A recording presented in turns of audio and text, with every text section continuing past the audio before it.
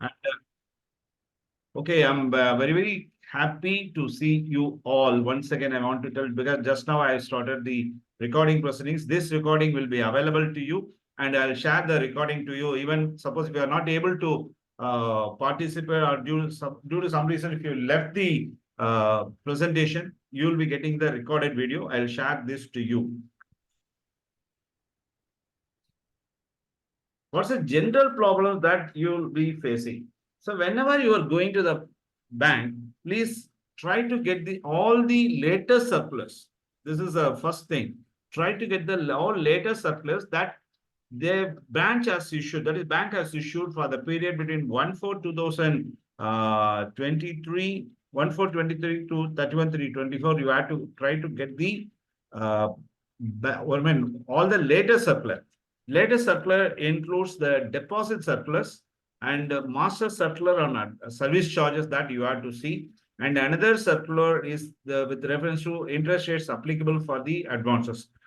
And the IRAC norms. IRAC norm circular you can directly download from the Reserve Bank of India, but the banks, they are issuing all the latest, all the circulars that are applicable for the period of audit, that is from with effect from 1/4/2023 to 31/3/24. All these surplus you have to ask.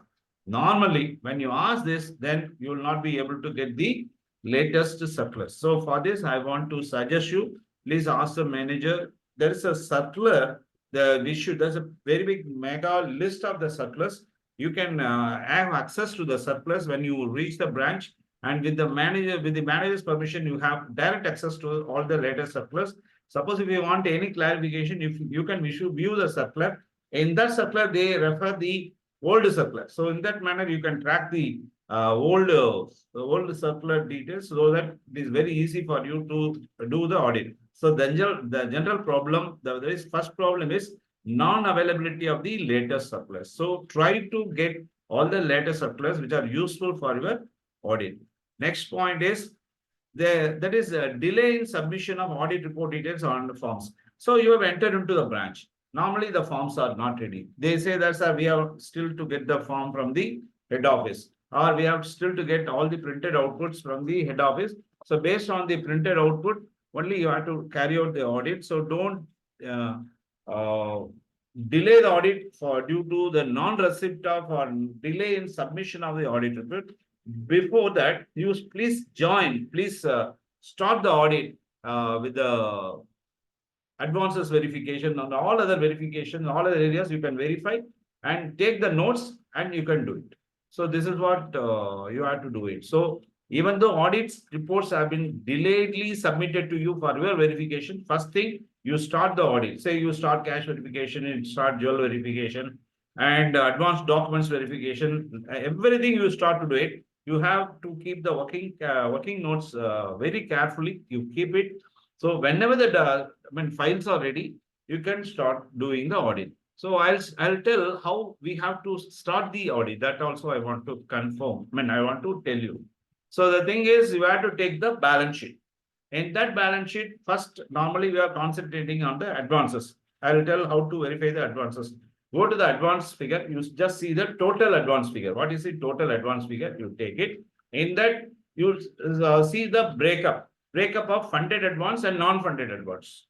Okay. In that funded advance, you will get a very consolidated figure. You go and break the funded advance.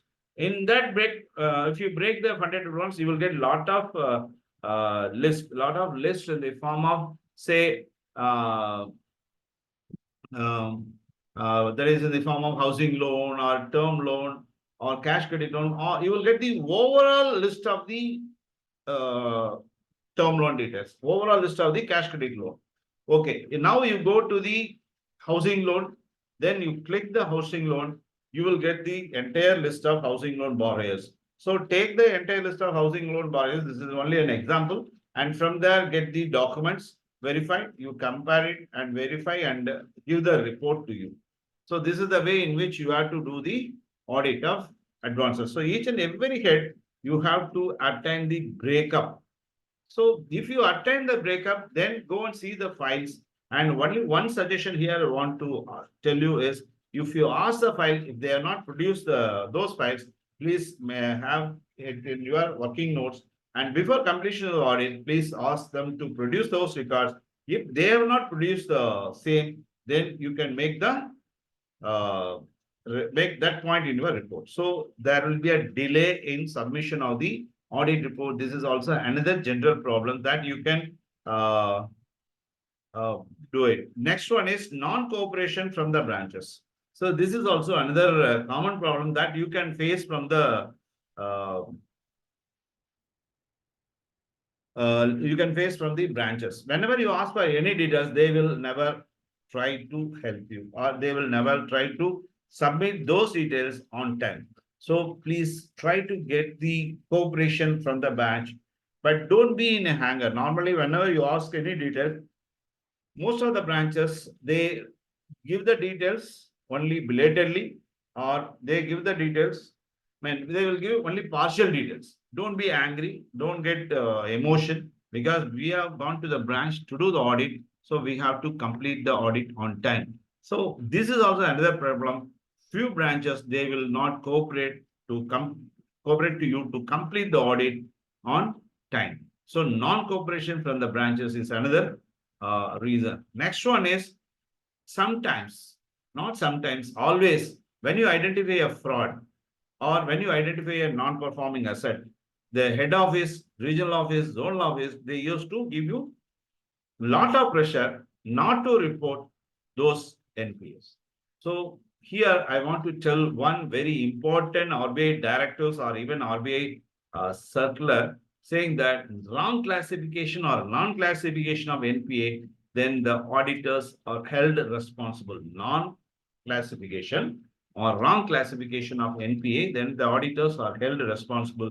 So if you omit any NPA due to the pressure given by the regional office or zonal office, then you are answerable to Reserve Bank of India. So don't yield to any type of pressure that is being given by any department. So don't don't get trapped due to the pressure given by NPA. If you identify from NPA, you please report it. Don't worry at all. You will not, they may even come and say that no, next time you will not be getting the audit. So that is not the case. You will be getting the audit. Don't worry at all.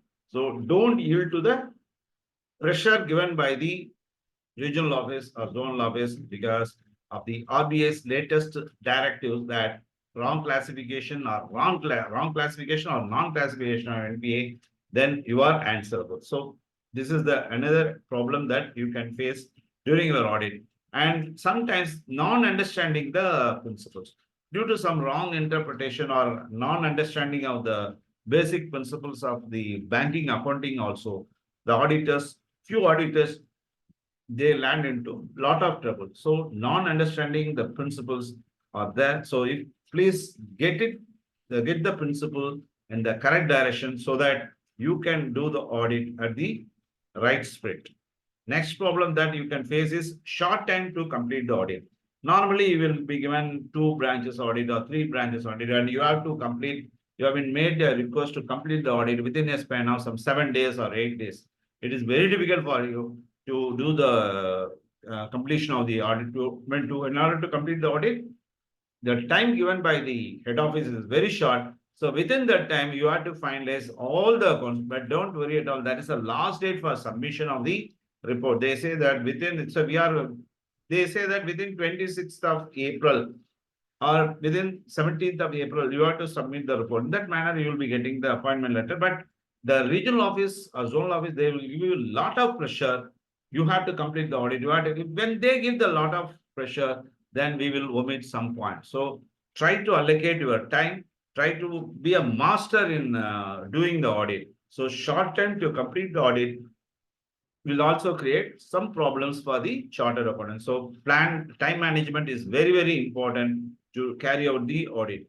And non-production of records. So whenever you ask for any records, they say that they may delay the records to be produced or on time, or they will avoid to produce those records for your audit verification. So my sincere suggestion here is you ask for the records. So before going to the bank for any audit, you have to take note of it in your working sheet, saying that these are the details we have to ask. So you have to first list, that is, it should be in the audit program. So you have to first have the list and go for the audit. So these kinds of non-production of records, I think if that is there, then you can cover that point in your report. This is the suggestion I want to give.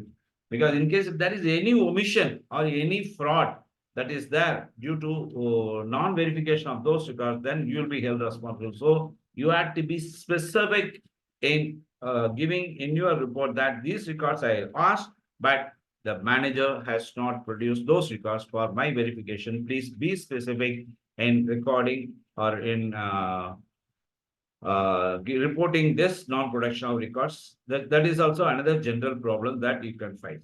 And the major thing is bank frauds. So this is a very, very major area. Here I want to tell a very important thing about the bank records. Bank fraud, sorry, it's a bank frauds. That is any fraud that is, in case there is any fraud that is not detected during the course of audit, then the auditor is held personally responsible.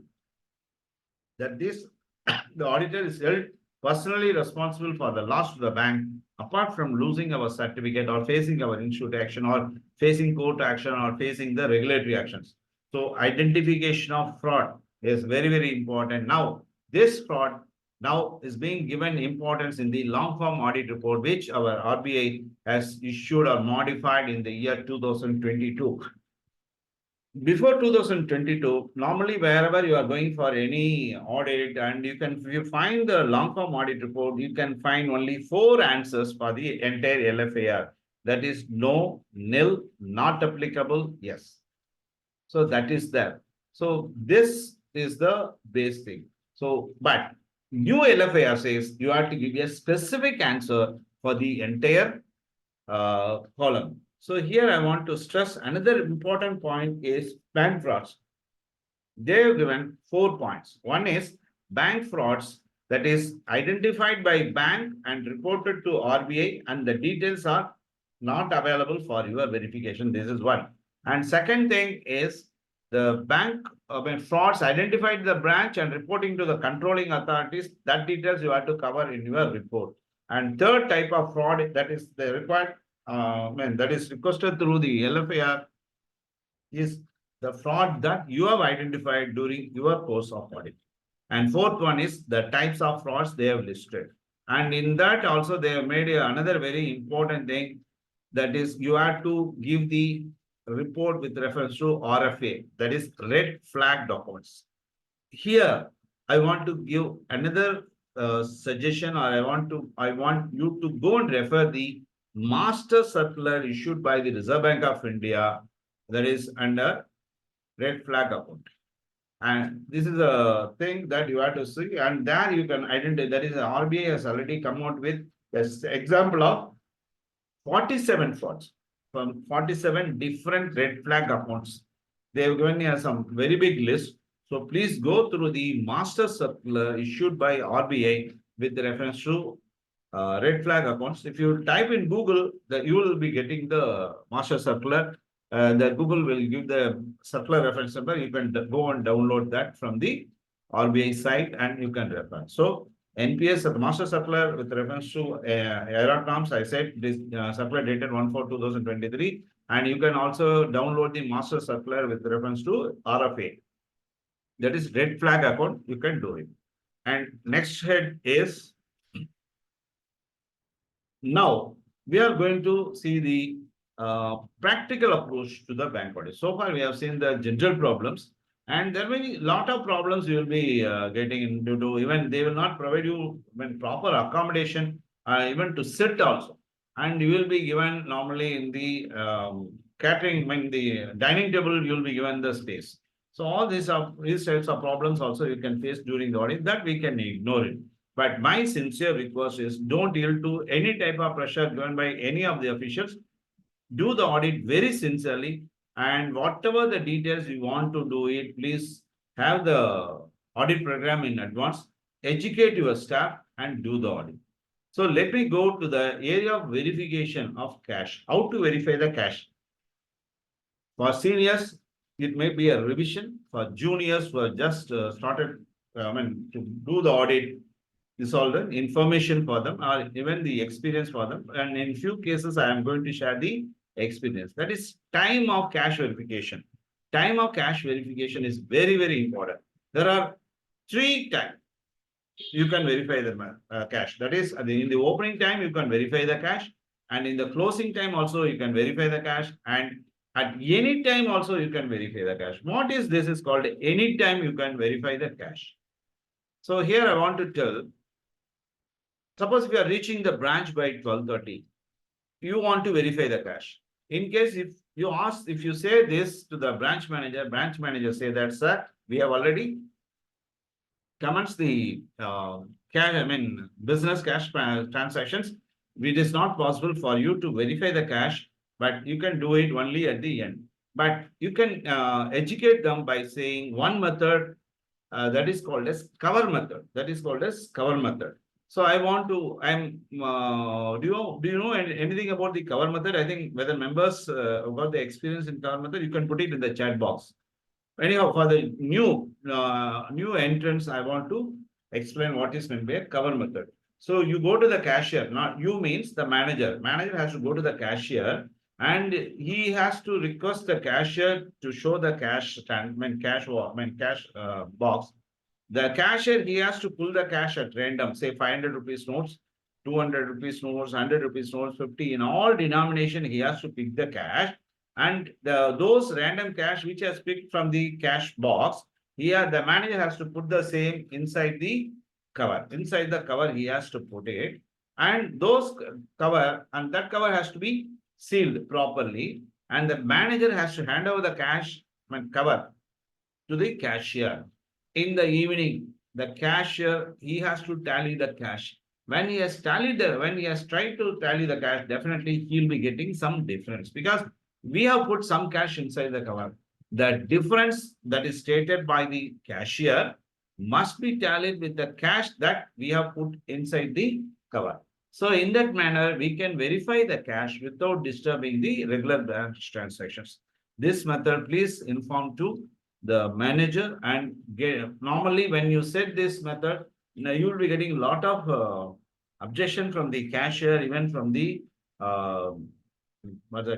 manager also. But try to convince them this is a very, very, very good method of verification of cash, and this saves your lot of time because you are checking the cash at the cashier time. This is a secrecy. You are checking the cash at the cashier's time because your time is not wasted. So you can adopt this method of any time verification, that is cover method. Opening cash, you can verify.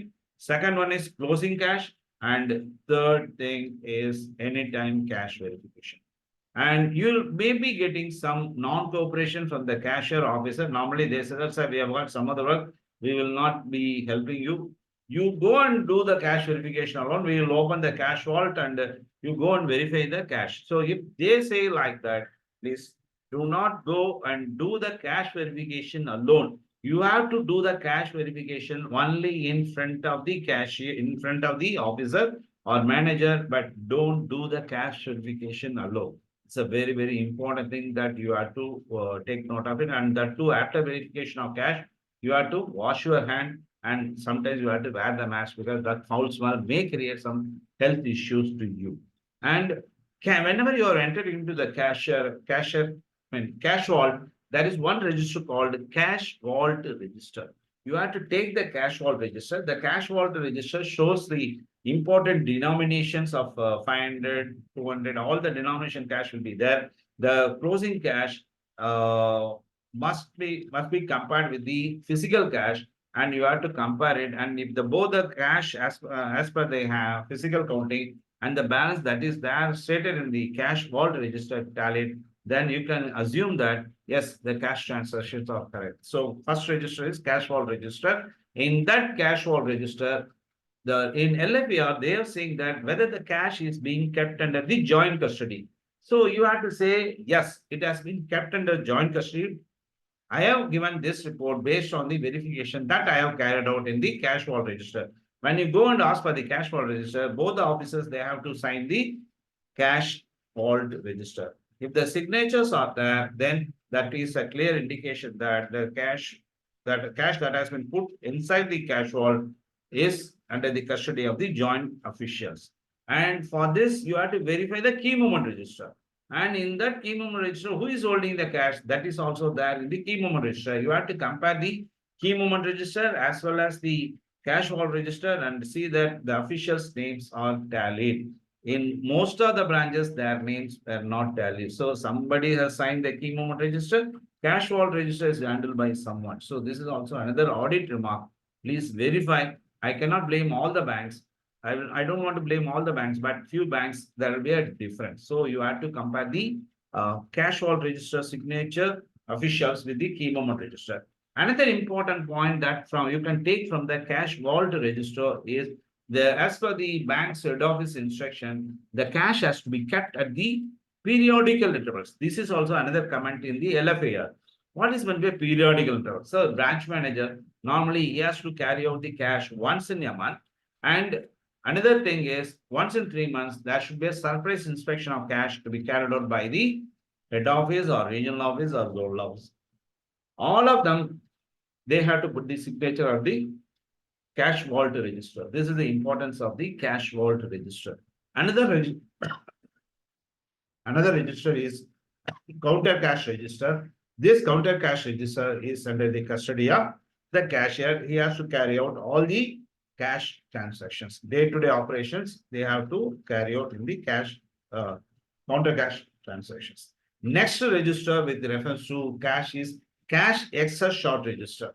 Cash excess short register. With reference to cash excess short register, if there is any excess or short, then that has to be properly returned in that cash excess short register. And in case if there is any cash shortage, then the cashier has to offset the cash shortage and the account should be closed. But these records should be properly recorded in the cash excess short register. And in case if there is any excess cash, that is also to be kept in the cash excess short register with details. And in case if there is any reversal from the excess cash register to the customer's account, then the auditor has to go into the transaction whether the credit given to the particular customer is correct or not. So you have to see the cash excess short register. That is another register. Another one is a soil register, soil note register. A soil note has to be sent to the head office or chest branch once in 6 months or 3 months. It varies from bank to bank. So you have to see the soil note register also. And another register, you have to see the ATM register. That is, the branch has to send the ATM cash. That is, has to send the cash to the ATM by properly recording in the ATM register book. So the cash has to be, the amount sent through the agency in to remit in the ATM should also be properly recorded in the ATM cash register. Then you have to verify the cash at the ATM. So you have to go to the ATM and have the printout balance from the ATM machine and physically check the cash that is available in the ATM. If it is tallied, it is okay. If there is any difference, please ask the manager to rectify. Here, I want to advise you, don't do the reconciliation on your own. The reconciliation has to be done only by the branch manager. Your duty is to verify the reconciliation. And in that cash in transit, there are two methods. One is cash is being sent to the ATM, or one is being sent to the other branches or other banks. If it is being sent to the ATM or to the other branches, the cash has to reach the destination, that is the ATM or the other branch, before 6 p.m. of every day. Because within 6 p.m., that is before 6 p.m., the cash has to be deposited at the ATM, because you are handing over the cash to the agency, and the agency has to remit the cash before 6 p.m. because insurance coverage is available with reference to cash in transit only up to 6 p.m. in the evening. In case if it is not remitted before 6 p.m., then the same cash has to be deposited in the nearby branches or nearby the bank, and the same information has to be given to the concerned bank or concerned branch by the security person who has carried the cash. So This is a very, very important thing. That is time of loading the cash in the ATM also is very, very important. And our friend Armugam sir, Armugaraj asked, is there any provision to be made for cash shortage? No, this cash shortage has to be reimbursed by the cashier because it is a mistake of the cashier wherein the cash shortage has come. And in case if they have identified the cash shortage due to some entry and the cash may be reimbursed to the cashier, but the reimbursement of cash shortage to the cashier must be approved by the regional office. So this is the thing, but there is no provision required for the cash shortage. Cash shortage has to be reimbursed. Cash excess has to be kept separately in the cash vault register. So this is a thing. And now after that, normally you are asking, so what is the retention limit? What is the retention limit? The retention limit says, normally whenever you are asking for the retention limit, the manager says that it is only 10 lakhs or 20 lakhs. But when you ask for the evidence, the manager, he will not be in a position to produce the letter. So you have to ask for the letter. If the manager is not able to provide the letter, please give you in your report saying that I have asked for the retention limit letter. The manager has not produced the same. Hence, I have obtained a letter issued by the manager. So you have to get a letter from the manager saying that, so this is the retention limit. So based on that, I have carried out the audit because this is the thing that you have to report in your LFAR. So cash retention limit, get a concurrence letter from the manager if it is not the produce. And another area is cash insurance policy. Cash insurance policy. Whenever you are asking for the cash insurance policy, the manager say that, sorry, sir, the insurance is being taken care of only by the head office. We have got no direct control and no copy of the policy will be produced for verification. But in LFAR, there is a column that whether cash insurance policy is there or not. If manager, if he is not able to produce the same, then you have to get a letter from the manager, from the branch manager saying that, sir, all the insurance is being taken care of by the head office. We are not having certified any copy of the insurance policy. You have to give the report. You have to give a specific report in the LFAR. For that, you need evidence. Get a letter from the branch manager with reference to cash retention limit. So this is what I want to cover with reference to the cash verification. I hope if you have got any doubt, you can ask me. And now what huge cash is there, then you have to count. It is not possible for you to verify the entire cash. So you have to count the cash on row wise and column wise. And you try to push the cash bundle. You try to push the cash bundle. If every bundle is tagged, it is okay. But in your audit report, you have to specifically mention that it's a huge cash. So I have not physically counted the entire cash. I have test checked the cash to the value of in 500. I have test checked some 3 bundles. And 200, I test check some 3 bundles. In that manner, you have to give the report. Suppose in case of huge cash, if it is only small cash, so you can count it. And next area is cash handling charges. Normally, the banks they are charging some. Suppose if you withdraw the cash or if you make a deposit of 1 lakh or 2 lakhs, for that they will be charging some commission. For that, whether cash handling charges are there, that also you have to verify. And the cash stock register is nothing but cash vault register, which I have already discussed. Soil notes also I have said. And another thing is key movement register also we said. It's a very, very important thing. The person holding the cash, that he must be, you can easily identify the person who holds the cash. In case if there is any mistakes, then the person who is holding the keys are responsible for that mistakes. And also here I want to tell there is a duplicate keys are there because for every branch you have got 2 types of key. One is original and another one is duplicate. This duplicate keys have to be kept in another branch or another bank as per the regional office instruction. And for the deposit of duplicate keys at the other branch, you have to get a confirmation letter from the other branch. So this is this point also you have to take note of it. Next one is cash retention limit. We have discussed cash insurance certificate. We have discussed cash holding certificate. This is nothing but 8 and 10 are one and the same. Suppose if you have been permitted to hold more than the retention limit, then the regional office has to give a specific permission that we have hold the keys. When we have hold the cash excess holding and cash excess short register we have discussed. And in case if the cash payment exceeds 10 lakhs or cash deposits are made in the SB account, all those records have to be produced by the bank to the income tax department. And there is a separate register and there is a separate program that is there in the system. You have to download the system where all the cash which have been deposited inside in the SB account of exceeding 10 lakhs. That has to be reported. It is not a one-time payment. It's a cumulative of 10 lakhs. You have to report it.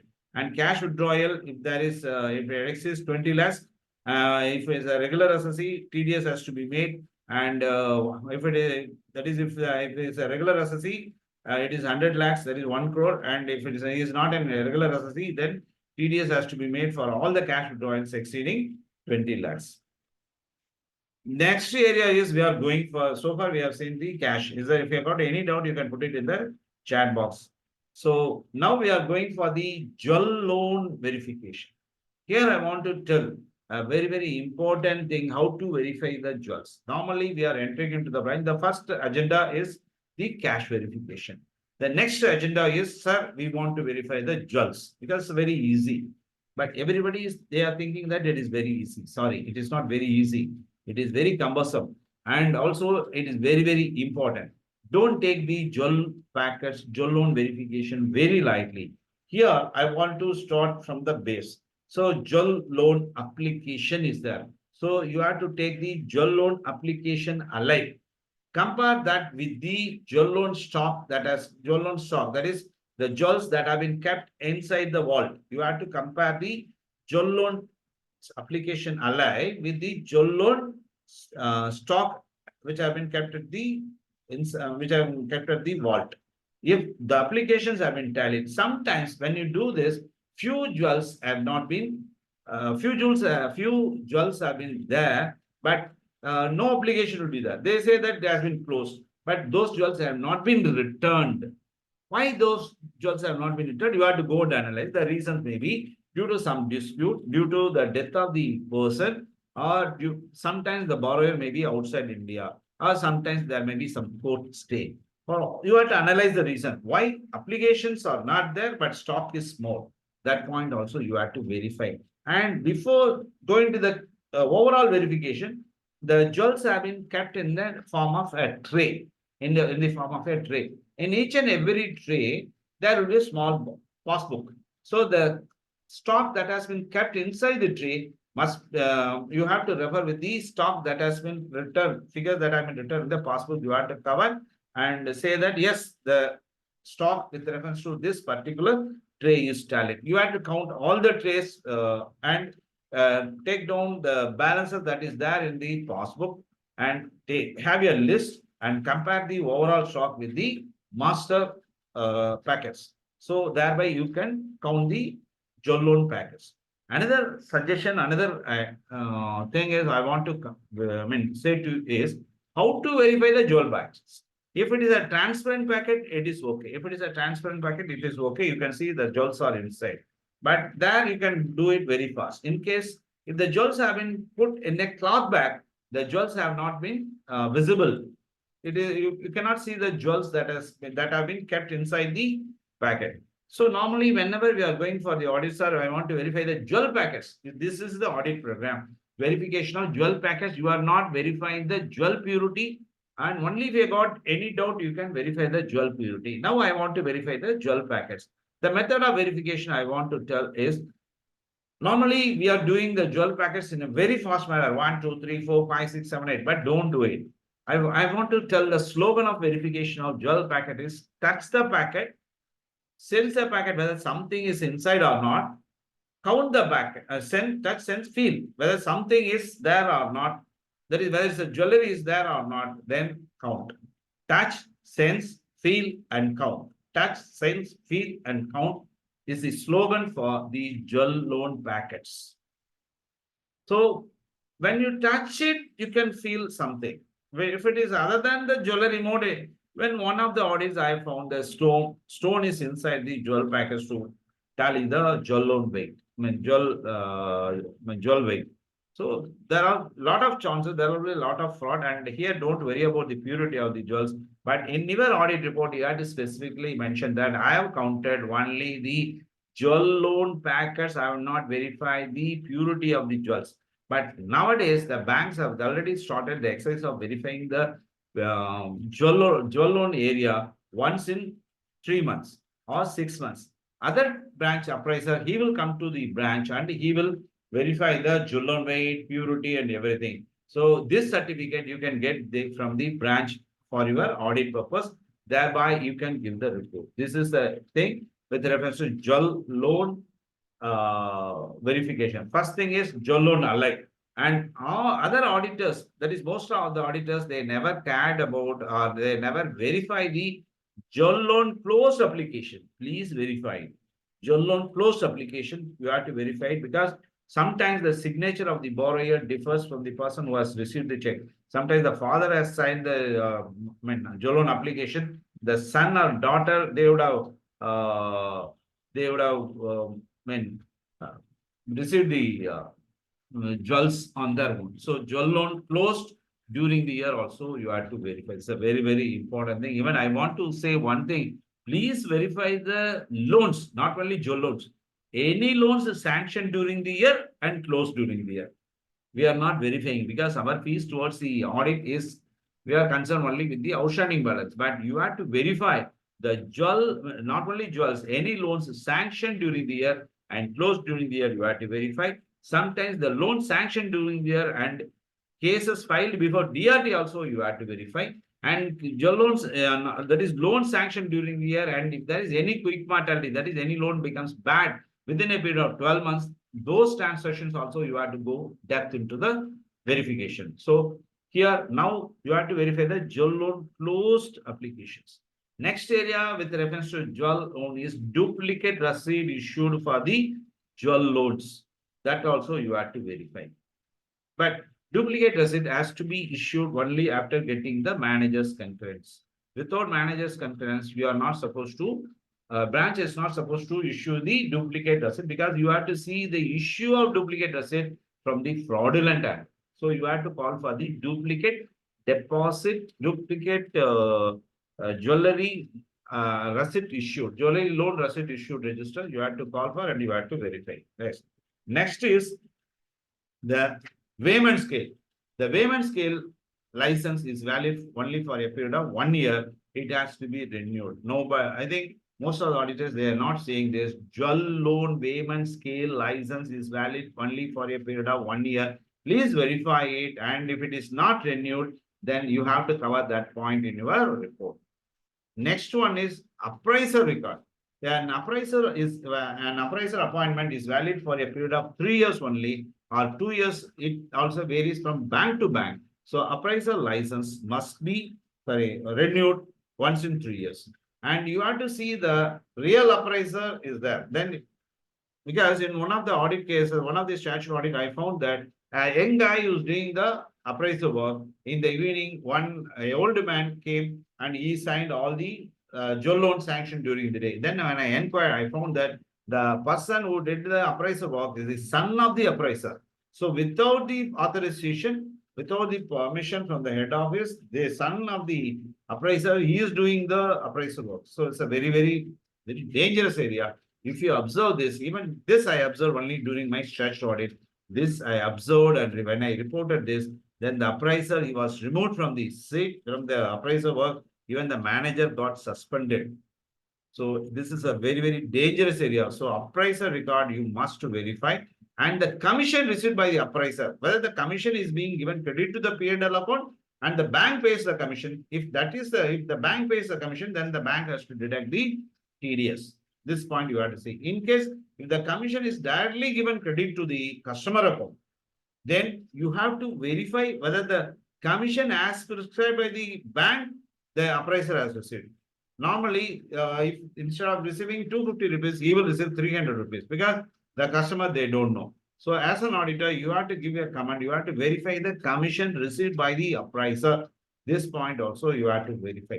Another important thing in reference to jewel loan area is jewel loan auction.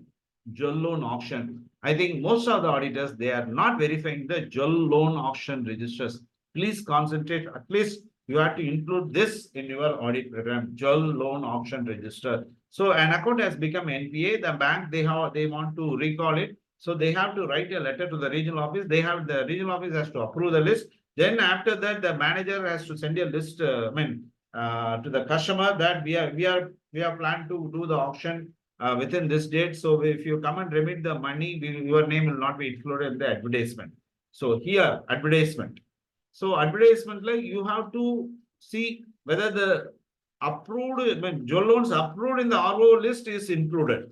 So sometimes without getting the RO list, ROS permission also, the manager, they started to do the auction. So you have to compare the list approved by regional office as from with the advertisement list. You have to do it. So before going for the auction, if the party has come and remitted the cash, then you have to release him from the auction list. So auction proceedings you have to verify. And another thing is advertisement. Advertisement towards the jewel auction must be published in the English version as well as in the local language. So you have to see another very fraudulent area. I have taken this. I have in 2 banks. I have identified this fraud. That is the advertisement commission is being given credit to the wife of the manager.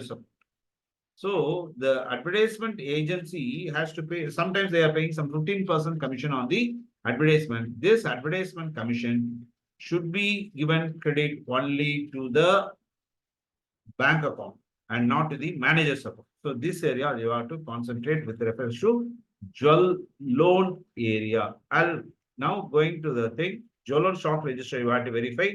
Appraiser appointment letter. Jewel loan circular is that. You have to see the jewel loan circular saying that okay, this is the area. This is the up to per gram you are eligible. All this you have to take from the jewel loan circular. Kindly take note of this, and the effective date also you have to see. This is the latest circular you can get from the branch.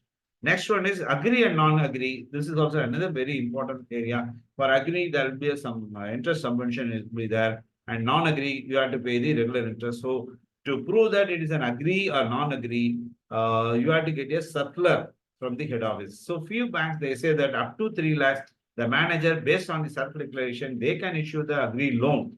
But with reference to non-agree loan, no ceiling is required. You can go sometimes, it will be some 5 lakhs, up to 5 lakhs, up to 25 lakhs, you can sanction the your loan. So classification with reference to agree and non-agree, you must verify the records. Then only you have to give a report saying that there is no leakage of income and the loan is sanctioned only for the agricultural purposes. And transparent packets are not available. And jewel loan closed papers you have to verify. And another area is stamping of scale. I already discussed reappraisal evidence. That is once in 3 months. They have to do the reappraisal work. And agricultural holding certificate, if the bank has sanctioned the housing jewel loan for the agriculture, then you have to verify it. And per gram valuation you have to see. And if the jewel loan release is not signed at the time of discharge of jewel loan borrower, for this you can find from the jewel loan closed application. And next one is jewel loan closed and not released. Why? That is why it is the reasons you have to analyze. And aggregate limit per borrower. Aggregate limit now, so every borrower is entitled to get some 5 lakhs or 10 lakhs or 20 lakhs. This is clearly stated in the bank's head office circular. Please go through it. And based on that, you have to confirm. So aggregate limit per borrower. Next area is security verification. This is with reference to securities register. There is a security register. What are all the items that are covered in security registers are DD or unissued FD. All are coming under the categories of securities, and all those details have to be recorded properly in the security register. And all the details, that is, those securities have to be kept under the lock and key. And when you go to the branch, you can see that this security should be kept under double lock key. But normally they kept these securities under single lock. So if you observe this point you have to cover in your report. And next one is these securities should be under the joint custody.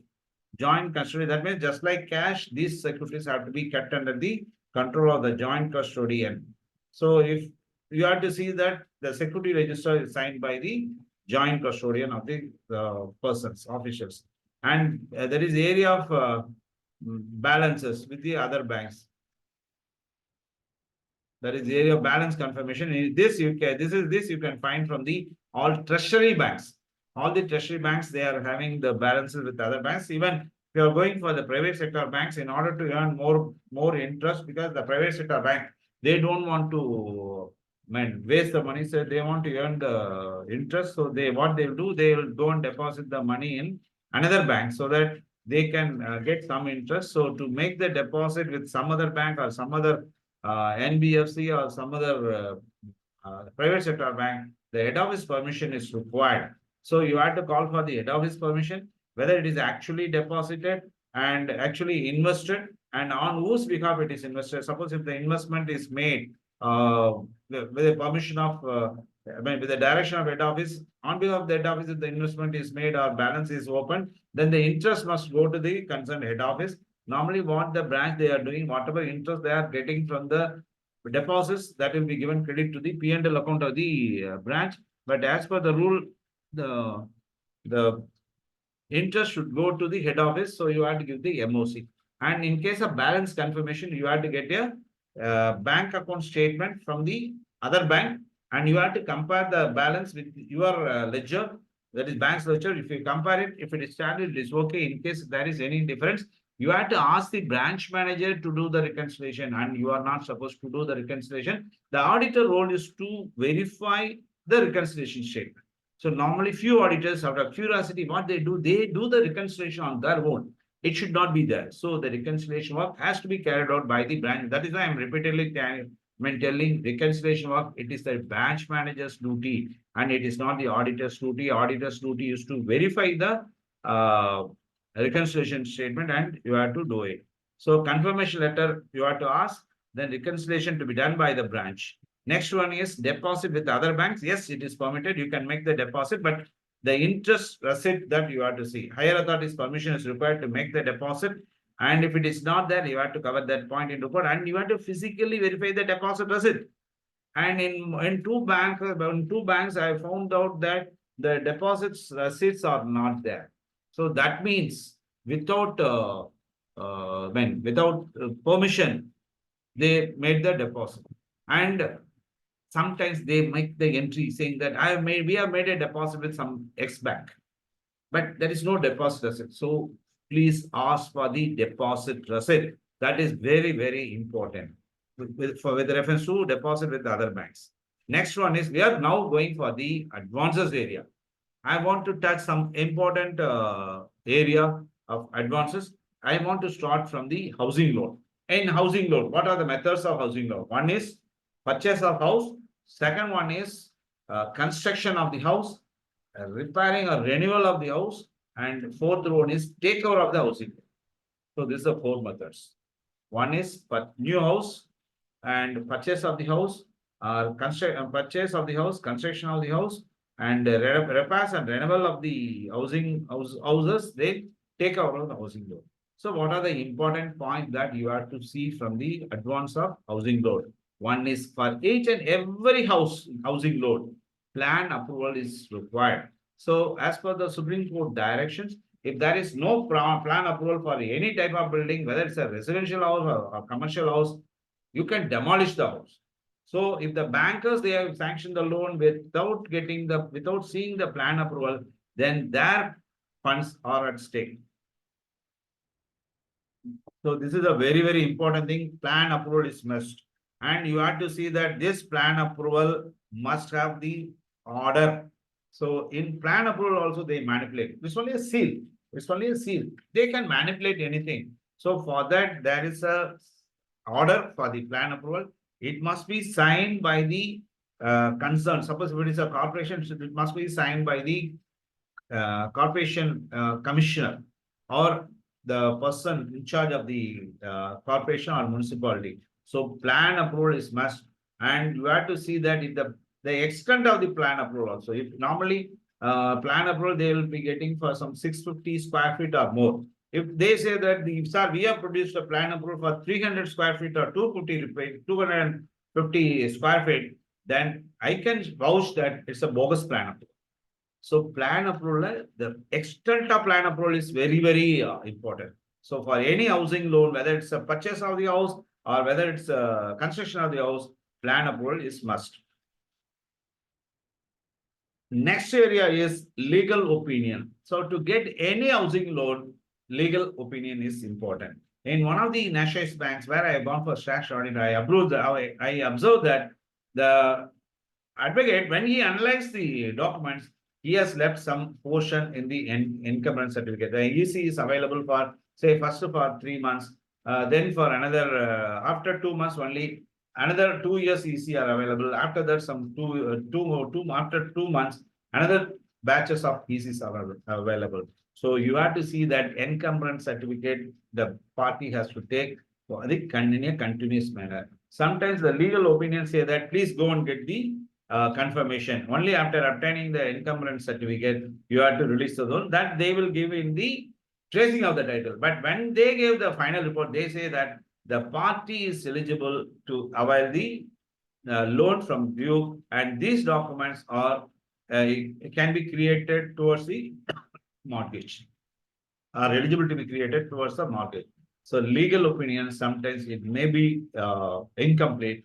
So please go through the legal opinion. So to go through the legal opinion,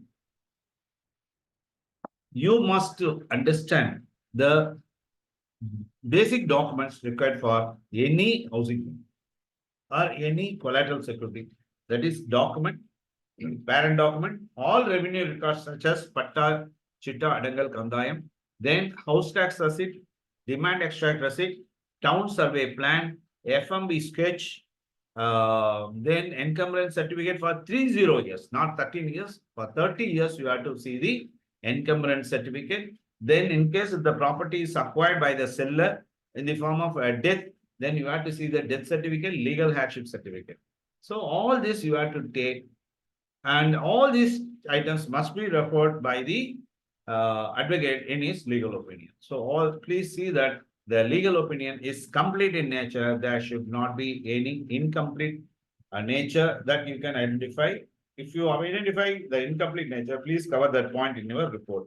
Then valuation certificate issued by the panel valuer. The main mistake is the survey number differs from the document as well as from the patta or revenue records. If this must be recorded by the valuer, but he will give his opinion and everything. And most of the valuers, they are not ready to give the commitment that the property has got the plan approval or not. So valuation certificate issued is very, very important. So the valuation certificate is valid for a period of 3 years. And once in 3 years, this valuation certificate must be obtained.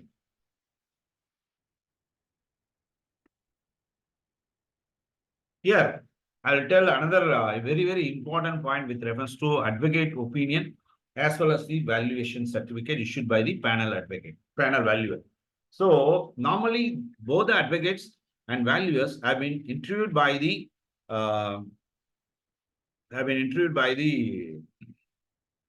bank's head office or regional office or zonal office. They are based after the interview, they issue the certificate of appointment. This appointment is valid for a period of 3 years or 2 years. It varies from bank to bank. So you have to see when an advocate gives the opinion, when a valuer gives his opinion, you have to see whether their appointment time is alive or not. And the area of operation also clearly mentioned by the regional office or zonal office at the time of appointment of the advocate, at the time of appointment of the valuer. As an auditor, you have to see this point. So in housing loan, valuation is very much important. Legal opinion is very much important. And if it is a what's that? If it is a stage completion is there, that is when it is when the housing loan is issued on stages.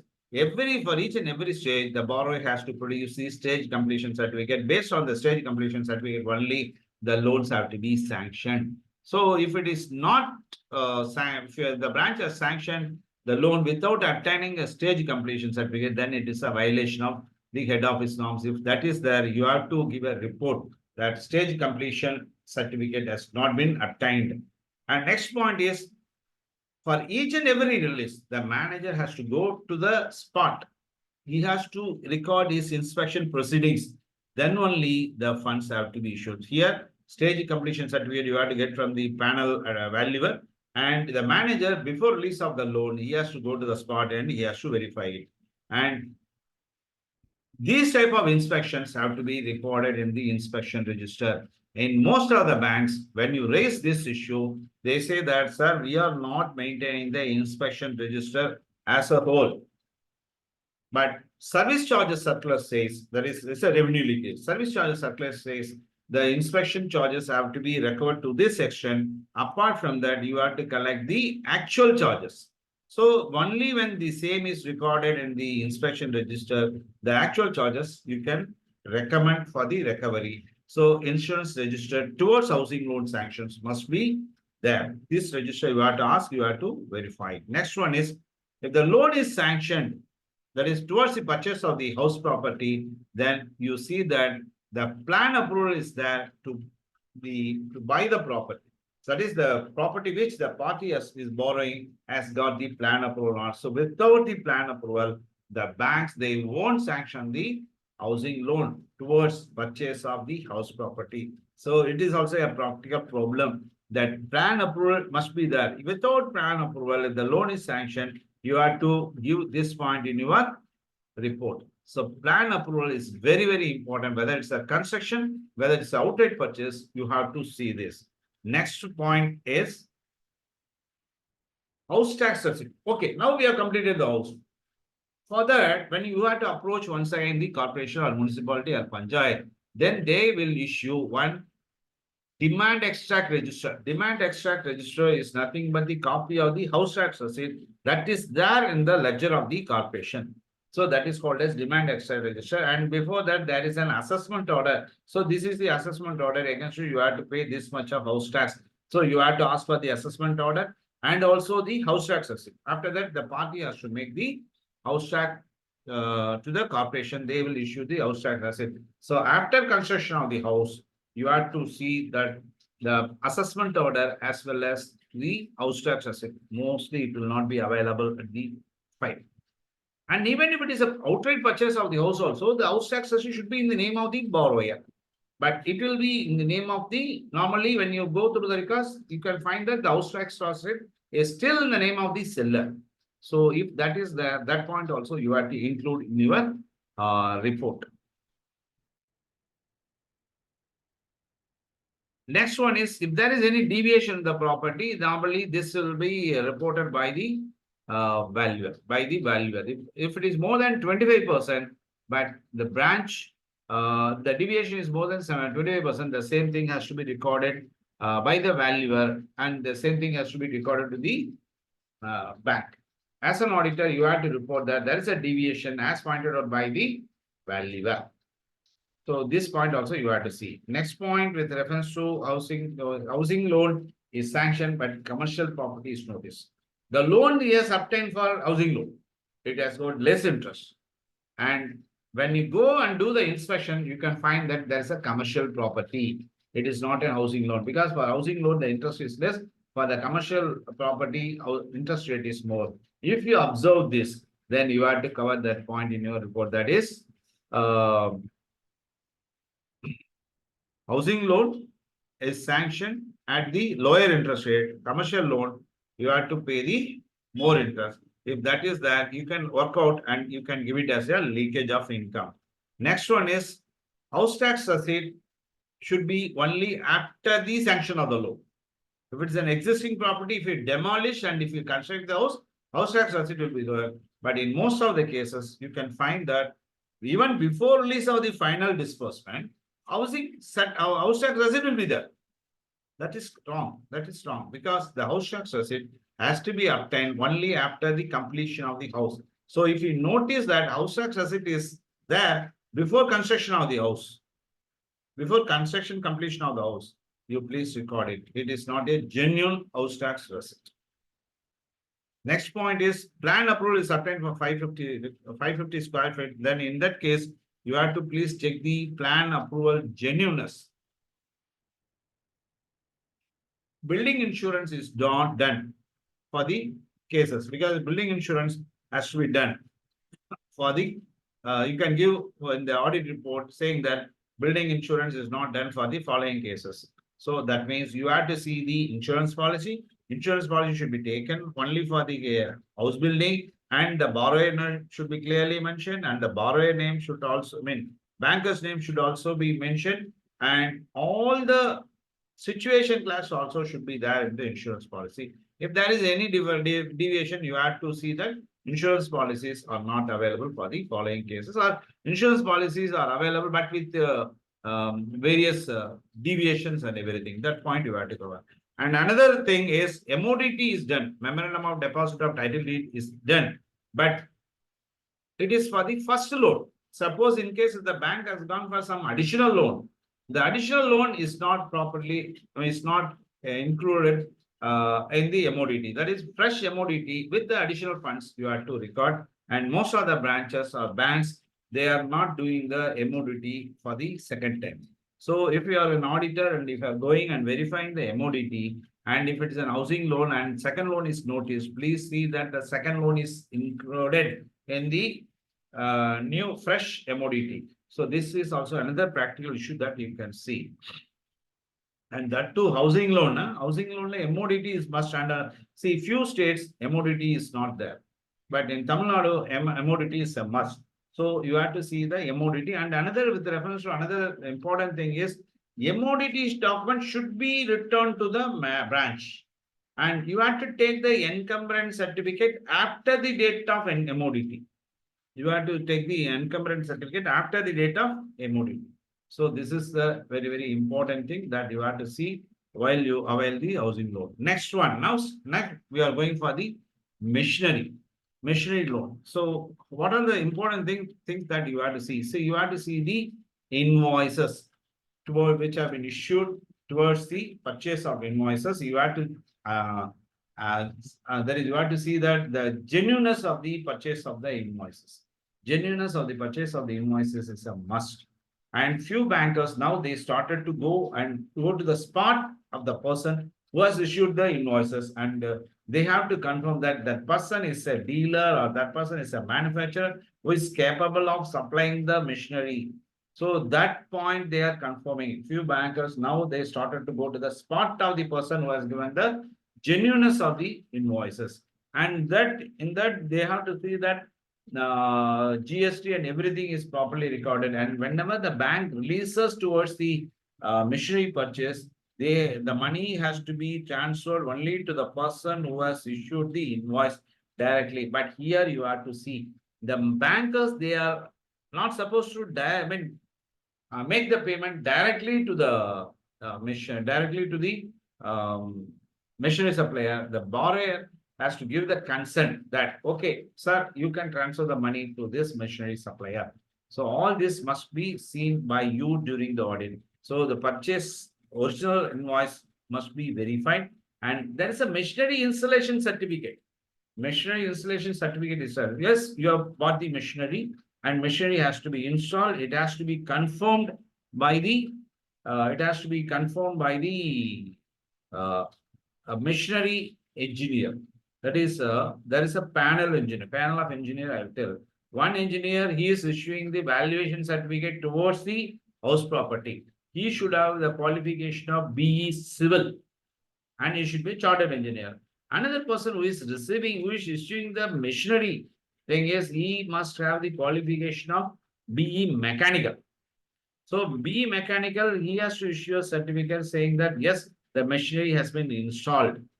You have to verify the machinery installation certificate. If it is not there, please cover that point in your report. Next one is the machinery valuation also should be governed only by the BE mechanical engineer and not by the BE civil engineer.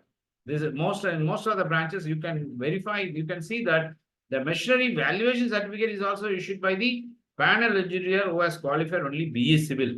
So BE civil person is not authorized to issue the machinery valuation certificate. The valuation certificate towards the machinery should be issued only by the person who is a BE mechanical. This point you have to take note of it. Next point is, you have bought the machinery. Now there's a machinery operator. Is there any persons available to operate the machine? You have purchased a very, very big and very good quality machine, but technical machine also you have bought, but there should be a person to operate the machinery. Most of the units, they failed because of the non-availability of the operator of the machine. So you have to take the list, or you have to verify whether the branch has taken adequate care to see that machinery operator is there with the reference to the machinery. Next one is money paid, but not machinery is not there. The banker, they have transferred the fund to the machinery supplier, but machinery has not come. So if that is there, you have to specifically cover. Yes, money has been sanctioned by the, that is, loan has been sanctioned by the branch. Money has been paid by the branch directly to the supplier, but supplier has not supplied the machine. You have to analyze the reason. Whether the borrower has gone to the supplier, got the money directly. So whether asset has been created or not, everything that you have to verify. So money paid and machinery not received, that is also you have to cover in your point. The receipt. So now the loan is sanctioned. Bankers, they have sent the money to the supplier. Then supplier has to issue the invoice, has to issue the receipt. If that is also not there, then you have to report. And you have to see that whenever any term loan is issued, the DSCR, debt service credit ratio, should be 1.75 or more. If it is less than 1.75, then it is you can say that it is not, it is against the ratio analysis. So the DSCR should be 1.75 or more. And term loan is NPA, but CGTMC, MSE is has not landed. Sir, this is a very, very big area wherein you have to concentrate. Where if the loan is being sanctioned under the CGTMSE scheme, Credit Guarantee Funded Trust Scheme, so every year the insurance premium has to be paid by the bank by debiting the borrower's account to the insurer, to the corporation. If the money has been paid to the corporation, if the loan has become NPA, and if the bank, they are not able to recover the amount, they can surrender the account to the corporation, that is CGTMSE corporation. They can get the reimbursement, they can get the finance from the corporation, that is CGTMSE corporation, they can find. But unless if you are not paid the commission every year, and in case if this loan has become NPA, the corporation say that, so no, since you are not paid the insurance amount, we will not pay the guarantee money, guarantee amount. So as an auditor, you have to see that every year, if the loan is obtained under the Credit Guarantee Fund Trust Scheme, say Mudra loan or government sponsored loan, that is any loan sanctioned without security towards industries. So if the insurance premium has not been paid to CGTMSE, insurance coverage will not be available. So as an auditor, you have to see that the CGTMSE cover is there or not. If it is not there, please cover that point in your report. And most of the auditors, they are ignoring this point. I can vouch. Because in my experience, I can say when I happen to see the previous auditor's report, he has not covered this point. So please include this point in your audit program, that CGTMSE insurance policy premium has been paid or has not been paid. Please take note of it, include in your report. Machinery insurance is not made. So whenever machinery is there and installed, machinery insurance policy should be there with bankers class. So you have to ask for the machinery insurance policy, and you have to see that machinery insurance policy life is there or not. So machinery insurance policy, you have to see. Another area is dues have been transferred from CC. You have got a term loan. The dues have to be paid from the CC.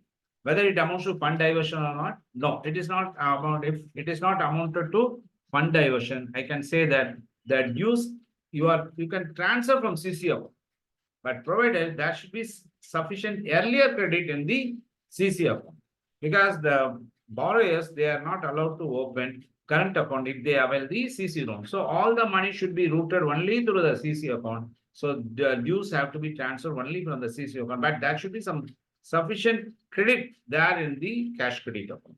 So this is also another very important point that you have to see. It does not amount to fund diversion. So the RBI has already said one very important thing is that if there is any fund diversion, it amounts to fraud. And with reference to fraud, I have already said one thing: if you are failed to identify the fraud during the course of audit, then the auditor is held personally responsible for the loss to the bank. I said it is personally responsible. That means If there is a fraud of 3 crores and if you are failed to identify the 3 crores as fraud, then your personal property is attached. So this is what you have to see. So you have to certify that there is no diversion of funds. Next one is cash credit, the submission of stock statement. You have to see that in cash credits, stock statements have to be submitted within 7 days or 10 days of the following month. If there is no submission of stock statement, then you can levy the penalty even drawing power has not come. Here I will tell the first thing, the borrower has to submit the stock statement to the bank and the stock statement should be signed only. This is a very, very important thing. The stock statement should be signed only by the borrower and not by the staff of the customer. In most of the branches, I observe that the stock statement is being signed by the staff of the customer. So as an auditor, you have to see, and sometimes even no signatures are there. And sometimes the earlier stock statement figures have also been recorded. So the branch has to receive the stock statement. They have to put the chapa, that is to confirm that the date of receipt of stock statement. This stock statement, they have to write in a separate register called stock statement, stock register. Stock statement register is that in that all these stock statements have to be recorded and all these stock statements have to be properly filed by the branch because that has to be produced. Based on that, you have to get the DP arrival. DP means drawing power arrival. With reference to DP arrival, I want to tell, okay, after verification of debtors, I will say. And you see that there is no fund diversion is noticed. And another, with reference to drawing power, I will tell one thing. The same thing you have to take for the debtors. In that debtors, you have to consider the debtors only if it is less than 90 days or 120 days. These days have been fixed by the sanctioning authority in the sanction letter. So debtors above 90 days will not be considered if it is clearly mentioned in the sanction letter. So you have to consider only the debtors. So now I want to tell how to arrive at the drawing power. First, I will take the stock statement. In that, you have to arrive at the total stock less creditors, so you have to exclude. Less obsolete stock, you have to exclude. Less non-moving stock, you have to exclude. Less LC stock, that also you have to exclude. The remaining stock is called as good stock. In that, you have to deduct the margin.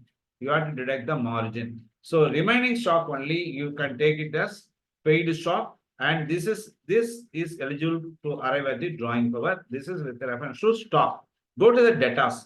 For the debtors, you have to take total debtors less debtors above 90 days, deduct, and there is only 90 days debtors are there. From that, deduct the margin, that is owner's margin, and remaining amount is called as the debts eligible for the drawing power. You have to add debtors, DP as per stock, DP as per debtors, you have to add. So total balance is there. Then go and compare this with the outstanding balance. If the outstanding balance is exceeds the drawing power, then the bank, they have to charge the penal interest. If the outstanding limit exceeds the drawing power for a continuous period of 90 days, then that account has to be treated as NPA, non-performing asset. So this is a very, very important non-submission of stock statement. That is submission of stock statement, submission of data statement, you have to verify. And you have to confirm that there is no fund diversion. And point number 3 is a cash credit loan has to be renewed every year. That is a cash credit limit. Normally it is for 1 year or 2 years. You can see from the sanction letter. And here there is one RBI circular. Here I want to tell one RBI circular which they have issued in the month of November 2021 in the clarification to the prudential norm circular which they have issued for the month of 1/4/2021. So first for the clarification of 1/4/2021 master circular, in order to have some clarification, they have issued another circular in the month of November 2021. Therein, they clearly mentioned that at the time of renewal of any loan, at the time of sanction of any loan, the due dates must be specifically mentioned in the sanction letter. And it is also the comment that you can make in your audit report. In that LFIR, they ask you, is there any violation of RBI circular? So you can say that in every sanction letter, the due dates are not being mentioned. I don't remember the certificate number, but this certificate has been issued, this master circular has been issued by the Reserve Bank of India in the month of November 2021. You just go to the RBI site, you can download this circular. A due date has to be specifically mentioned in the sanction letter. So here, this is the reference with reference to RBI circular. I want to tell about the CC is not renewed because CC life is it is our life of it is the life is only for 1 year, and if it is not renewed within a period of 1 year, then the bank they may extend to another 180 days. That is called as temporary deficiency. The bank is permitted to renew the limit even after 1 year, but before 180 days. Most of the bankers they are doing some ad hoc sanction or temporary renewal. All these types of ad hoc sanction or temporary sanction or ad hoc renewal should be part of this 180 days because the temporary deficiency class is applicable for a period of 180 days from the original due date. That means a cash credit loan has to be renewed within a period of 180 days from the original due date. If it is not renewed within a period of 180 days from the original due date, then that has to be classified as NPA. But most of the bankers, what they do, they renew they have given the temporary renewal after the end of 4 months. Then from there, they are calculating 180 days. It is against the RBI circular. So that point also you have to observe and give in a report saying that so this account has become NPA because of non-renewal of the limit within a period of 180 days from the original due date. How to find the original due date? It must be clearly mentioned as per the RBI circular which they have issued in the month of November 2021. So here I said about four circulars. One is on 1/10/2021 circular of under the prudential norms you have to go through. Circular issued in the month of November 2021. Circular issued in the month of February 2022. All these circulars are related to the prudential norms. And for this year, you have to go through the 1/4/2023 prudential norm circular. All these four circulars you have to see. Another very important circular you have to see is the master circulars issued towards the red flag up. Please go through it. So CC is not renewed on time, then that has to be classified as NPA. Another point is stock statement is not submitted. If the stock statement is not submitted, then DP is low, drawing power is 0, and you have to charge 2% penal interest extra. And sometimes if the stock statement is not submitted, then those accounts will become NPA. Transfer to term loan account, yes, it is permitted, provided there should be sufficient credit available in the cash credit account. If the money is transferred from CC to term loan without having sufficient balance, then you can classify this term loan under NPA because it amounts to fund diversion. If there is sufficient credit available in the cash credit loan and if you transfer, it is permitted. If there is no sufficient credit available in the cash credit loan and if you transfer the money, then it amounts to funds diversion. As per the RBI norms, any fund diversion amounts to fraud. So this point you have to remember. Another practical problem is stock statement is there, but stock is not available. This you can get the information when you go for the personal thing. So I went for a stock audit of a poultry. When I took the stock of the poultry, it is only 75,000 birds are available. But the loan is sanctioned for 4 crores. But when I calculated that total stock value comes to only 1.25 crores. That is considering all the feed stock and everything. So the stock available at my verification is only 1.25 crores, whereas the loan is sanctioned for 4 crores. So the loan is sanctioned for 4 crores now. That is 4 divided by 3 into 4. It works out to the stock should be 533.33 lakhs. That is 5.33 lakhs. The unit should have minimum stock, whereas the stock is only 1.25. And I have reported in a different manner saying that, sir, the unit would have been in loss or there is a fund diversion. These 2 points you have to see because this I observed in stock audit. When after my report, they went to the spot and they found that the unit is in big loss and few amount they have transferred to buy another property. So this is also you can see from the working of the cash credit deep drawing power. So this is a very, very important thing. Stock is not available. Another one is commitment charge. What is a commitment charge? Charge is a charge for the non-utilization of the limit by the bank, by the borrowers. So they say some cutoff point. So that cutoff point is called as tolerance level. That cutoff point is called as tolerance level. Say some up to 70%, the customer has to utilize the limit. If they are not utilized the sanction limit of up to 75%, then for the non-utilization of area, suppose if they utilize only 60% of the limit, for the 40%, you can levy a penalty of 1% for the 1% per annum for the non-utilization amount. So that point you can remember. And few banks say that the commitment charge area is limit exceeding 5 crores, you can collect the commitment charge. So this area you have to concentrate. It's also another important thing with reference to cash credit. Another one is debtor certificate is not available. So as per the sanction letter, once in 6 months, debtor certificate should be produced by the borrower to the banker, duly signed by the chartered accountant. Those certificates have not been available for the verification. So if that is there, please report that debtor certificate duly signed by the chartered accountant are not available for my verification. And if the certificate is available, then UDIN is also not available. That point also you have to mention in the report. And with reference to certification of stock statement and with reference to certification of debtor statement, please see a very, very important point that you are not supposed to sign the stock statement or debtor statement for another auditor's case. If you sign for another auditor's case, you have to take prior permission from the concerned auditor, and also you have to take a due care before giving the certification. I want to share one very bad experience that has happened in one of the cities, that 6 young chartered accountants, they have signed debtor statement, stock statement without getting the permission of the statutory auditor. And all these 6 young chartered accountants, now they have been screwed. They are appearing before the CBI regarding the falsification of false certificate issued towards the stock and debtor statement.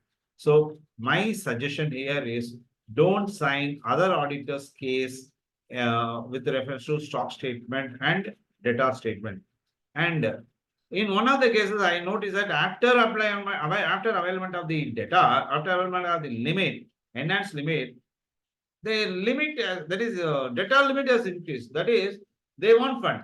They have purchased the goods, or they manufactured the goods. They sold the goods once again on credit.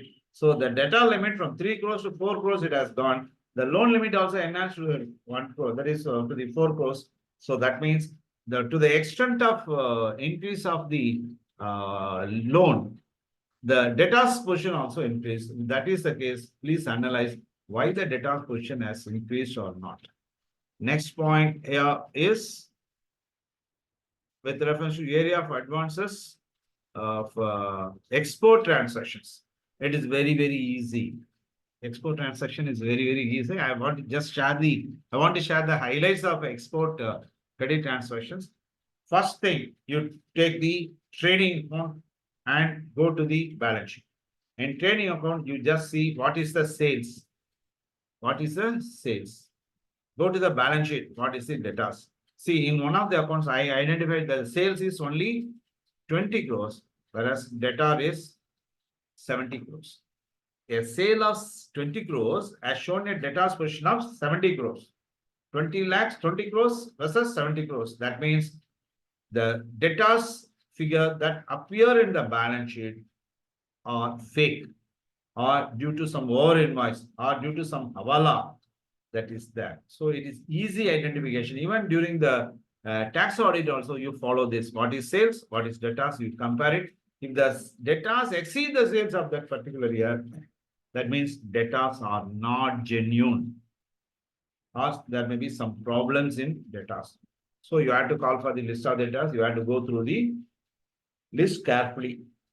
This is one area. And with reference to export transaction, the first thing is you have to concentrate on the packing credit loan. There is an export order to manufacture that export order, the bankers, they are sanctioning the cash credit loan. That cash credit loan is called as packing credit loan. Packing credit loan. This packing credit loan should be sanctioned only against the confirmed export order. It should not be used towards the domestic production. And this packing credit loan should be closed only out of the goods exported, and that is out of the forex, only out of the receipt of the forex. This packing credit loan should be closed. It should not be closed in the domestic, that is in the Indian rupee. It should be closed only out of the forex. So this is with reference to packing credit loan. Now, based on the after the availment of packing credit loan, the goods have been manufactured, and the buyer, that is the borrower, is selling the goods to the export buyers. And for that, they are having the bill. They are having the bills. These bills have been discounted with the bankers. Then on the due date, the bankers, they are sending the bills for collection. The amount has to come to the no-show account of the borrower, no-show account of the banker. And from there, the amount has to come to the borrower's account and be adjusted towards the packing credit loan. This is the very, very important thing. And packing credit loan has got two methods. One is individual packing credit loan and revolving packing credit loan. That is, individual packing credit loan means for each and every export order, there is a packing credit loan. The exporter only against that export order receipts, this packing credit loan should be closed. So this point you have to remember. Revolving packing credit means they've got various export orders. They have got various, they can utilize the packing credit loan for any type of export orders. That is called as revolving packing credit loans. The very, very important point with reference to packing credit loan is that the packing credit loan should be closed only out of the export process. And there should not be any ad hoc. Most of the bankers, they are sanctioning ad hoc in packing credit loan. That is not permitted. Ad hoc against the packing credit loan is not permitted. Please go through, please see this point in the packing credit loan. Now, next one is sending the bill for collection.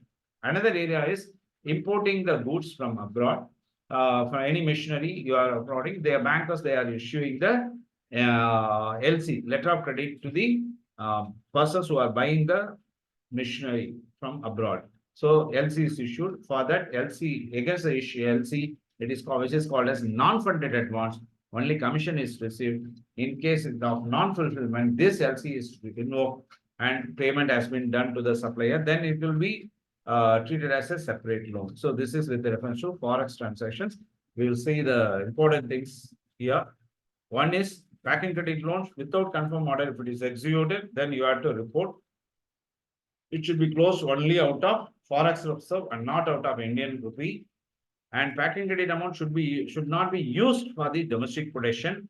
And packing credit loan is closed out of the, in case if the PCL is closed out of another export bill, you have to be very, very careful. If it is an individual PC, means it should be closed only out of the particular export bill, and only when it is a revolving PCL, then you can adjust against any other receipt of the export bill.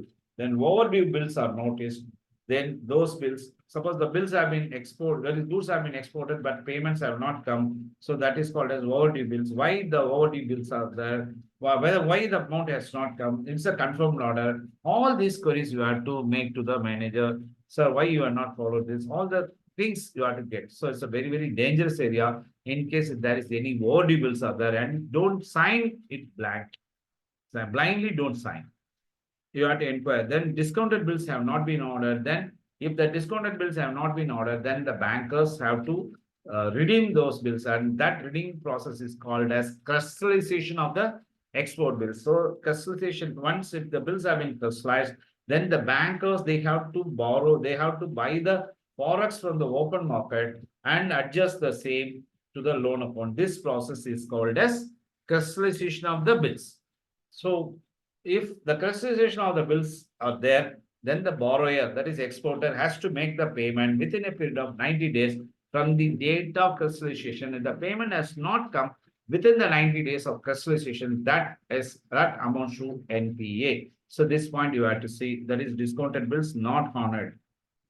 Next area is area of the title deed verification. So all the title deeds must be kept under the lock and key. It should not be kept under the single lock. It should be kept under the double lock. So when you ask for the documents, you have to go inside the vault and you have to see that all those title deeds have been kept under the lock and key, that is in the joint custody. And when you verify the title deeds, I observe in most of the branches, most of the accounts, that last page of the title deed is missing.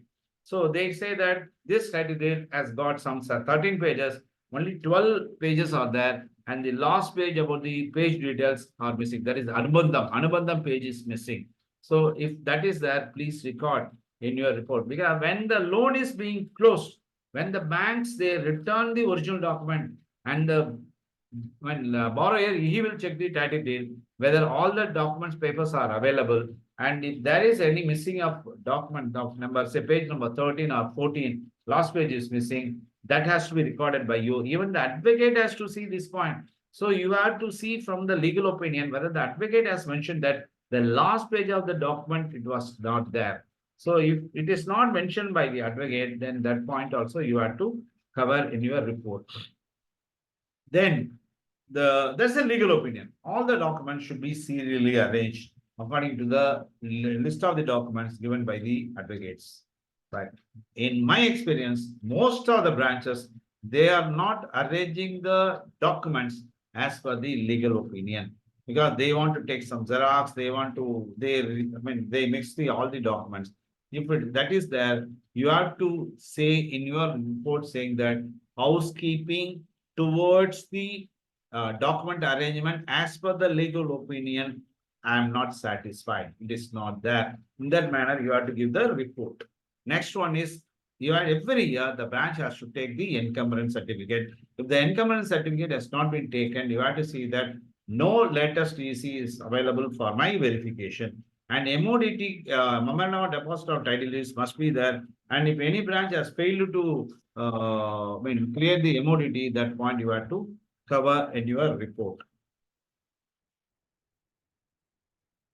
And any doubt you can put in the chat box, sir. I think only Mohan sir has put in, and I think our friends have not raised any queries so far. The legal report after MODT has to be obtained. That is, after registration of MODT, the legal report has to be obtained. If the legal report is not obtained, then that point also you have to cover in your report. And legal vetting is not done. What is meant by vetting? Normally, this vetting work is being given to the advocate after the sanction of the loan, after the creation of the document.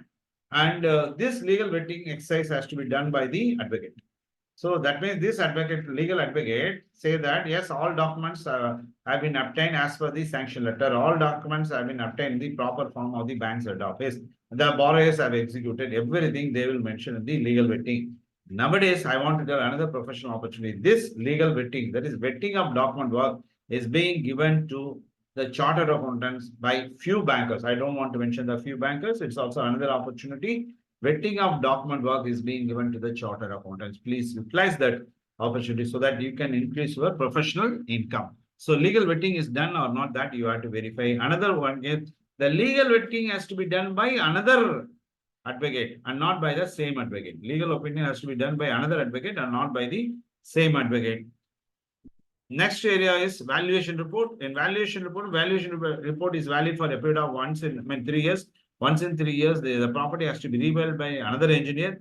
And in case after 1 year, if any revaluation is done by the bank, then you have to see whether there is any addition to the existing property or not. So once in 3 years, the legal valuation has to be done. And if it is done within a period of 1 year, then you have to see why this is done within a period of 1 year. In order to accommodate the customer to by way of increase in loan, all these things you have to analyze. And market rate is on the higher side when compared to the manager valuation. Suppose manager has also give his valuation report with reference to the property. So engineer has to give the valuation. Manager also has to give his valuation about the property. If the engineer valuation is, that is, manager valuation is more, engineer valuation is less, then you have to analyze the result, because manager valuation should be equivalent to less than the engineer valuation, and it should not be more than the valuer report. Next one is report says agricultural land, but when loan is sanctioned, but is as per the document, it is only an agricultural land. But the valuers say that it is a square, in the square feet they are given. That means when the land, that is agricultural land, is being converted into non-agricultural land, for the conversion of non-agricultural land from agricultural land, the certificate from the revenue authorities must be there. That is a certificate issued by the Tahsildar must be there. That is higher of revenue authorities must convert the document, must convert the land from agriculture to non-agriculture. And in case of college, when they purchase the property, it will be sure it's only an agricultural land. But to construct a college, they have to convert that land into non-agricultural purposes. This certificate has to be issued only by the revenue authorities and not by village administrative officer. Only by the Tahsildar you have to get the certificate. This is a must. Every valuer has to see it, and every valuer has to mention the same thing in his report. And now we are going to the NPA. How the bankers they are avoiding giving loan to close the another loan, giving loan to close the NPA loan. So if they give the loan and they close the NPA loan, then that new loan should be transferred to NPA. And next method is wrong credit of another customer into the account and reverse.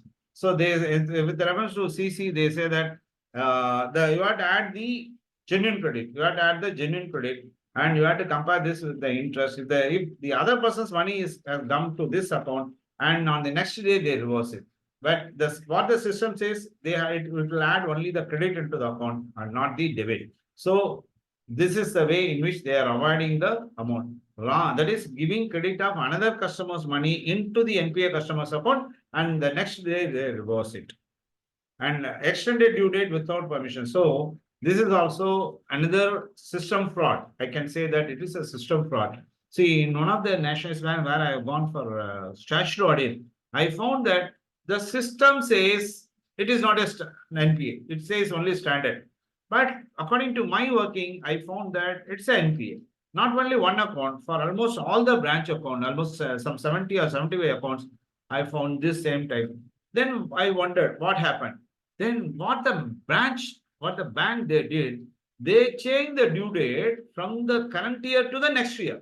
The system says when the due date has not fallen within the 90 days in this year, when the due date is being shifted to the next year, the system says it is standard. But as for the physical working, I found this is not a standard account, this is NPA. So extended the due date without permission in the system, you can avoid the NPA. So if that is there, you can report.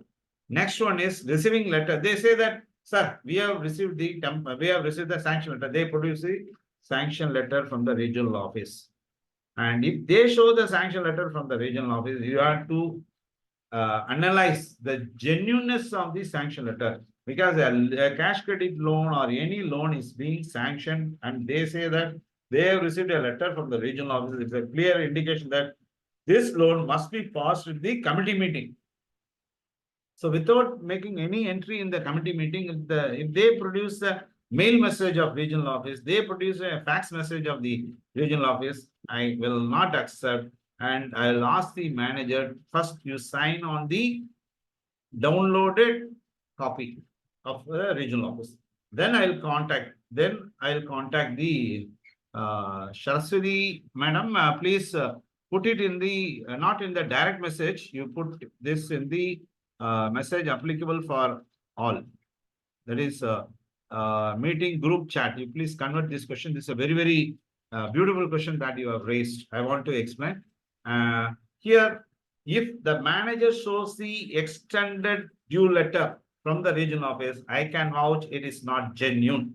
Don't believe the genuineness of the regional office letter. And Shashri madam has asked a question that how to change the due date, whether it can be done manually. Sir, could you explain? Yes, it can be done manually by the system operator who is sitting at the head office. They can change it, and it is not done manually. It is not done manually through system operator, person who is in charge at the head office. They modify the entire due date. Whenever you are going for the audit, don't believe the system. You can refer the system and don't rely on the system, because they will do a lot of manipulation in the system. They change the due date from the current year to next year. So that is why whenever you are going for any NPA working, you have to start from the sanction letter and from there you have to carry out. So in this, it is also possible, Saraswati Madam, that you can change the due date without, you can change the due date on manual intervention also. This is possible. And any letter received from the regional office, you have to see the genuineness of the number. Next area is deposit area. So inoperative accounts you have to verify.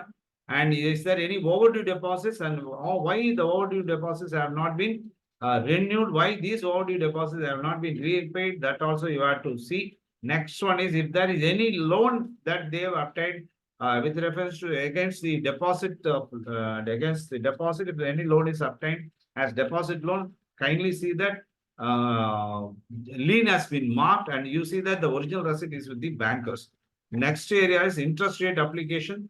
And in one of the branches, I noticed that for all the public interest, for the public, the staff interest rate is recorded. So the interest rate applicable at the branch must be applicable only for the public rate and not for the staff rate. If that is there, please report, because a heavy income leakage you can find. And next area is, I think, according to the time left, I have covered almost very important areas, and important circulars also I have taken. And if you have got any doubt, you are welcome. Any question is there, you can ask me, I'll tell. And here I'll mute everyone. I mute all.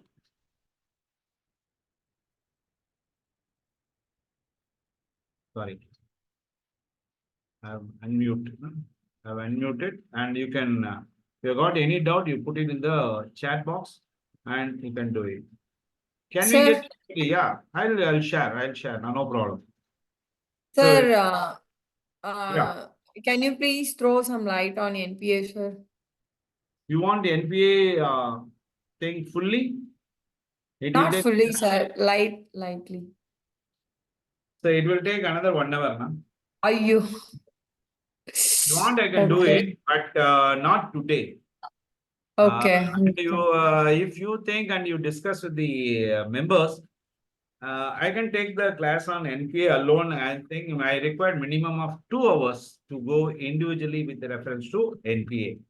Because okay. NPA with reference to term loan, NPA with reference to NPA with reference to term loan, it has got 5 methods. NPA with the cash credit loan, it has got 8 methods. And NPA for the agricultural advances also, it has got 4 methods. All this we have to go in depth, and we have to always we have a doubt that this education loan, when it will become NPA, they are somebody is telling. Regarding education loan, I will touch. And regarding education loan, the loans at the time of issue of sanction letter, they mentioned that the simple interest has to be applied to the education loan, and all this simple interest has to be added to the principal. And after the close, after the end of the course, the principal is arrived at. From the end of the course, for the next 1 year, the party need not pay any amount, but the due date is fixed only after the completion of 1 year or getting the employment, whichever is earlier. From that, the due date starts. And there is one circular that they have issued in the year, I think the year 2018, 18 or 17, they issued RBI issued a circular saying that the education loan which are standard can be rescheduled without converting that into NPA. But most of the bankers, even the NPA accounts also, they reschedule it. So this is with reference to NPA. Education loan is just like you have to treat it as ordinary loan. All the concept of 90 days norms applicable only after the loan becomes due. Any doubt, Vechimana? And thank you, sir. Thank you, sir. I already started recorded this program. I'll share this in my YouTube. I'll send the link to you. You share the YouTube link to the members so that they can view the presentation at any time. And also, I want to make a request to all the fellow friends. If you have got any doubt, you can ask me, and I'm very, very happy to clarify those doubts. During the audit, if you have got any doubts, you are welcome. You can call me. So we can call you. Only that is before 9 p.m. in the night. Okay, sir. And Nine- Lord Dasa, Lord Lavak Dasan or Kelly Orumle. இல்ல அப்படிலாம் வரமாட்டோம் sir. That is before 9 p.m. Please call. I'm very happy to get it clarified. Okay. Sir, Muthukumar sir. Muthukumar sir. Okay, ma'am. No problem. Armugam sir. Armugam sir. Yes. Muthukumar sir is there? Or shall I render vote of thanks? You can do, ma'am. You can do. Thank you so much, Ravindran sir. You have accepted our request. In your busy schedule, you have spent almost 2 hours for us. It's a very special gift to us. Thank you so much. No word to express our gratitude to you. The session was very excellent and very useful, and definitely we will be take a note of all your points. And thank you so much, sir. And since it's a virtual thing, memento will be sending through courier, sir, to your address. No, it is already ready. It's on its way. Pechi madam, if you need specifically IRAC norms also, we will design. We'll fix that time. Yeah, definitely, It sir. requires Definitely. minimum 2 hours because I don't want to Okay, sir. Okay, say sir. here. Just like that, I don't want to say. So I thank all the friends who have joined irrespective of their busy schedule at the event. Really, sir, once again, I want to say that the session was very useful and it's a great session to us, sir. Thank you so much, sir. Thank you, sir. Thank you, Ravindran sir. Thank you all. Thank you. Thank you, friends. Thank you. Thank you, sir. Thank you, sir. Okay, I'm closing the session for all. Sure, Yes, sir. sir. Sure, sir. Thank you, sir. Thank you. Thanks a lot. Okay.